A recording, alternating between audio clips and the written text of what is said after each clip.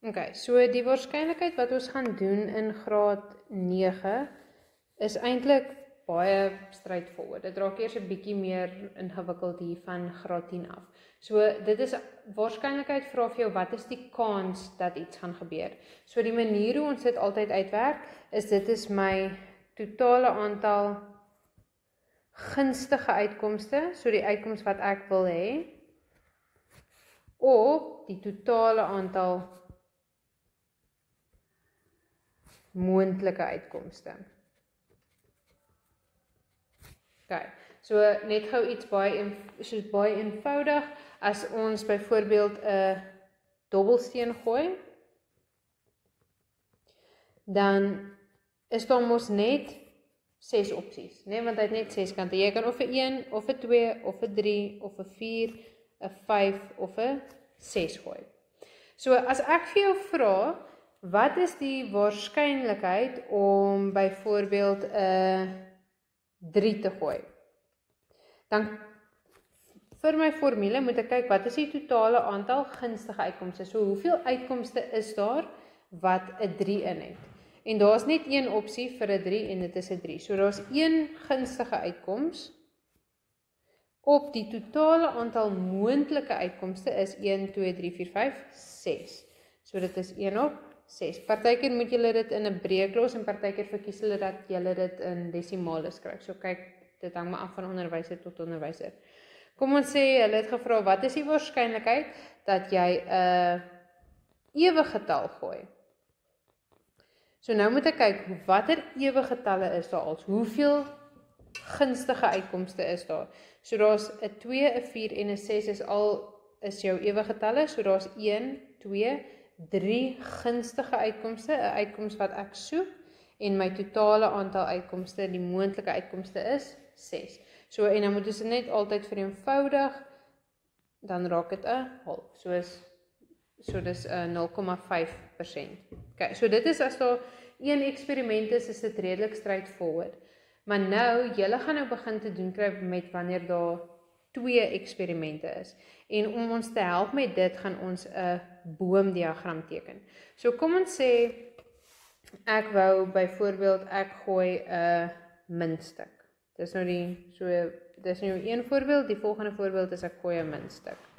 Nou jou muntstuk het net 2 opsies. Hy kan of op kop land, of op stert. Daar is nie nog 'n kant aan jou muntstuk nie. So as ek vir jou vra, wat is die kans dat jy 'n kop gooi, is dit eintlik redelik eenvoudig, want daar's net een gunstige uitkoms en daar's 2 moontlike uitkomste, so dis net 1 op 2. Maar as ek nou vir jou sê, ek gooi 'n muntstuk 1 keer, en dan gooi ek hom weer 'n tweede keer, wat is die kans dat ek dan 'n kop gaan kry? Dan is dit so 'n bietjie anders, en ons gebruik 'n boomdiagram om ons te help hiermee. So hoe jou boomdiagram werk is, hy het verskillende takke. En jy vir elke eksperiment wat plaasvind, vertak jy hom 1 keer. So kom ons sê ek begin hierso en ek gooi die muntstuk die eerste keer. Die takke is die opsies wat daar is. So die opsies in hierdie geval is of 'n kop of 'n stert. Okay. En kom ons sê ek doen dit 'n tweede keer. So dit was nou my eerste eksperiment, dus ek het dit 1 keer vertak. Nou doen ek dit nog 'n keer. So ek gooi die muntstuk 2 keer.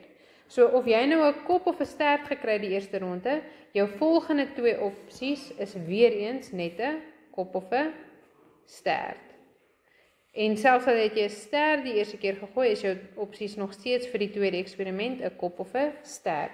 So die hoeveelheid kere wat jy hom gaan vertak, sê jy hoeveel eksperimente daar is, en die blaartjies van jou tak, is maar net die moontlike uitkomste wat daar is. So in die eerste geval het ek die kombinasie dat ek eers 'n kop gooi en dan weer 'n kop gooi, of dat ek eers 'n kop gooi en dan 'n stert, of dat ek eers 'n stert gooi en dan 'n kop, of dat ek 'n stert gooi eerste en dan weer 'n stert gooi die tweede keer. En jy kan dit nou, of hulle het dit nou 2 keer gedoen het, of hulle het dit nou 5 keer gedoen het, jy hou net aan met vertak. En hierdie is op die einde jou moontlike uitkomste. Ek gaan sommer net sê moontlikhede. Dis jou moontlike uitkomste. So as ek nou vir jou vra, wat is die waarskynlikheid dat jy 'n kop gooi? So net ten minste een keer 'n kop gooi. Dan kyk jy hoeveel opsies, hoeveel gunstige uitkomste is daar. So hoeveel opsies is daar waar daar ten minste een keer 'n kop is. Daar is amper nie 4 nie, 3, net daai ene en daai ene.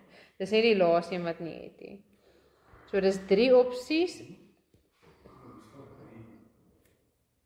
Daai een het 'n kop, né? Hy kan meer as een kop ook hê. Hulle vra net wat is die waarskynlikheid dat jy 'n kop sal gooi uit die 2 kere.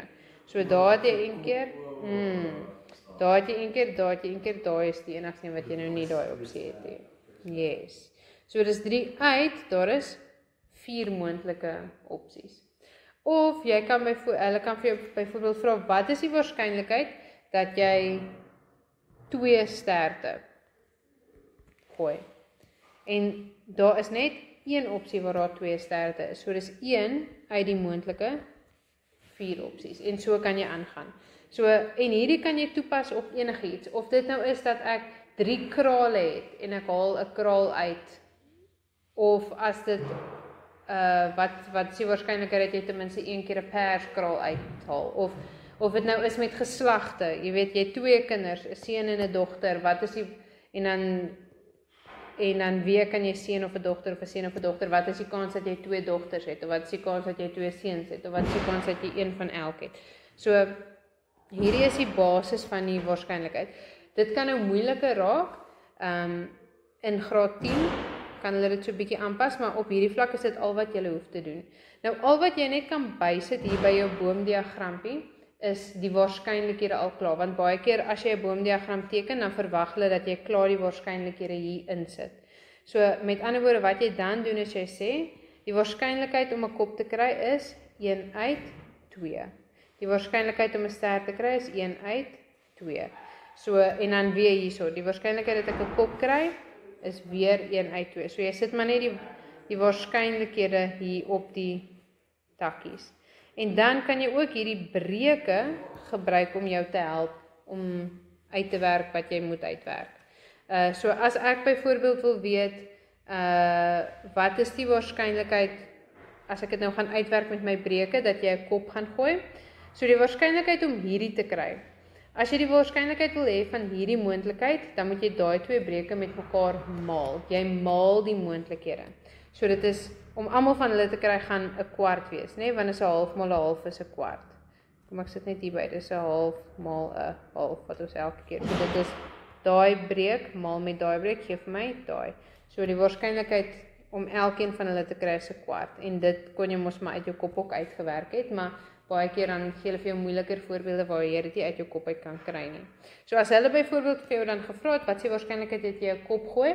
Dan tel jy die 3 breuke waar daar koppe is bymekaar. So dis 'n kwart plus 'n kwart plus 'n kwart. En dan gaan jy nog steeds kry dat dit 'n 3/4 is. So jy kon dit of maar net so maklik gekyk het, daar's 3 van hulle uit die 4 van hulle wat daai opsie het, of jy kan met jou breuke gewerk het. En hierdie breuke raak veral belangrik in graad 10 of wanneer jy 'n bietjie moeiliker voorbeelde het. Okay. So dit is redelik jou waarskynlikheid in 'n neutedop. Die 2-rigting tabel. Okay, kom ons doen gou die 2-rigting tabel.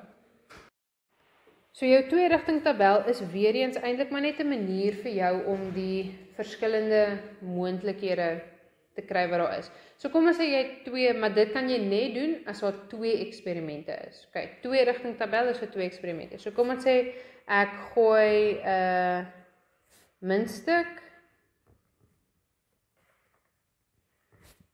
en kom ons sê net ek gooi 2 keer 'n muntstuk. Okay. Dan is jou rye die een eksperiment se opsies en jou kolomme is die ander eksperiment. So byvoorbeeld my opsies vir die eerste eksperiment is kop of stert. So hierso is my rye. Die opsies vir die tweede eksperiment is ook kop of stert. So 'n baie lelike tabel, maar Jy kry die idee. OK, so jou stel een eksperiment se uitkomste is kop of stert en die ander is jou kolomme en die ander een is jou rye. En dan al wat jy doen is jy kombineer hulle net. So hierdie kombinasie is in hierdie ene is 'n K en 'n K, hierdie een is 'n K en 'n S. Hierdie een is 'n S en 'n K en hierdie een is 'n S en 'n S. So dit gee maar net vir jou verskillende moontlikhede. Jy kan nou byvoorbeeld gesê het jou eksperiment is jy gooi 'n muntstuk en op dieselfde tyd gooi jy 'n dobbelsteen. So dan is jou 1, ek gaan sommer my muntstuk my kolomme maak. Kop of stert is die opsies daar. En dan vir jou rye maak jy die uitkomste van die dobbelsteen. So in sy opsies kan wees 'n 1 of 'n 2 of 'n 3 of 'n 4 of 'n 5 of 'n 6.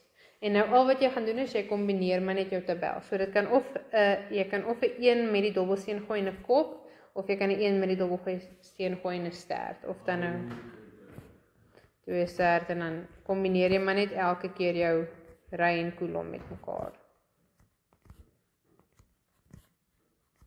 OK, so dit is eintlik maar net soos met die boomdiagram nog 'n manier om jou verskillende aantal moontlikhede te kry.